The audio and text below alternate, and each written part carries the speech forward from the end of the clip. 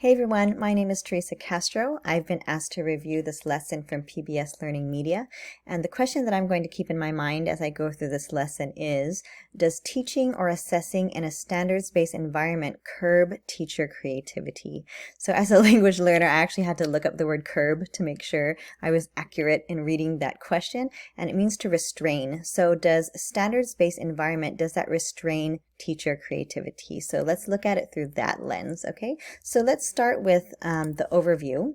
So this lesson is called Becky's Choice, PBS Kids Scratch Junior. So from here, we already know that this is a coding lesson because of Scratch Junior, which is a block coding program. So here in the learning objective, it does say the kids are going to be using Scratch Junior to learn programming blocks to make animated stories and interactive projects. So already very engaging. We have our vocabulary down here that the kids need to learn and use as they go through this lesson.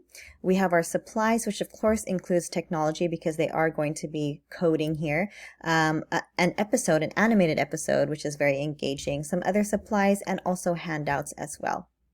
So let's go ahead and jump to the end to make sure that this is actually a standards-based lesson. So we're going to the standards and you can see, wow, there are so many standards here. We start with our college and career readiness standards, all the way to our regular Common Core standards here, to our NGSS, and also grade level disciplinary core ideas. So we're not going to go through all of that, but we are going to be focusing a lot on literacy and also problem solving and of course programming and coding in here and identifying problems and also trying to solve them. So lots of good stuff here. So yes, this is a standards-based lesson for sure. So let's see if this lesson curbs teacher creativity.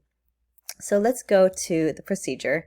So we start with our introduction and we talk about the word dilemma, and we ask the kids when they have ever faced a dilemma. So very engaging for the kids to share their own experiences.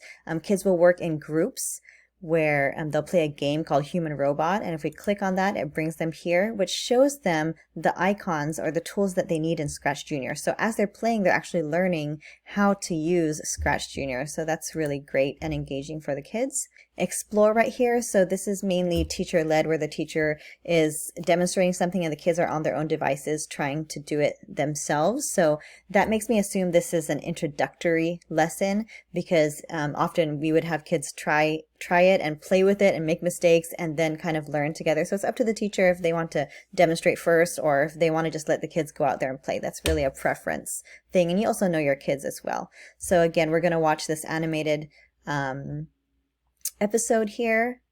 And then what's great is that they also have design handouts in the create section. So, and it looks like this. So the kids really have a sense of direction before they even go in and start working on their project. They need to answer these questions so that they know what the characters are going to be, what the background is going to be, what kind of movement they want to use. So when they go in, they already know what they're going to do. And this also helps the teacher too. So if the teacher sees a student who's lost, they can take a look at their plan and kind of point them in the right direction if necessary. And then down here, they are going to be sharing, which is great. They're going to know that they're going to be sharing with a peer and sharing their projects and talking about what choices they would make. So if you know you have peers who are going to see it, your motivation is a little different too. So that's great.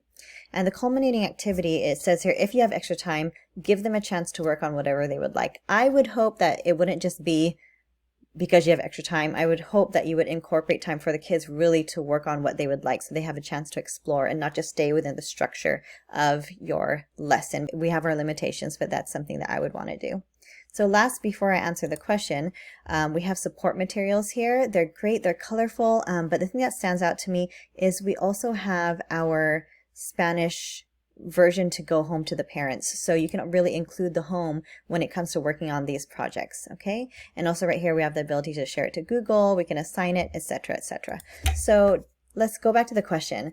Does standards-based environment curb teacher creativity? My answer is not necessarily. It can if you let it, but it's up to the teacher really to take those standards and to take the lesson and to make it creative and make it engaging for the kids. So my answer is not necessarily, and it is up to the educator.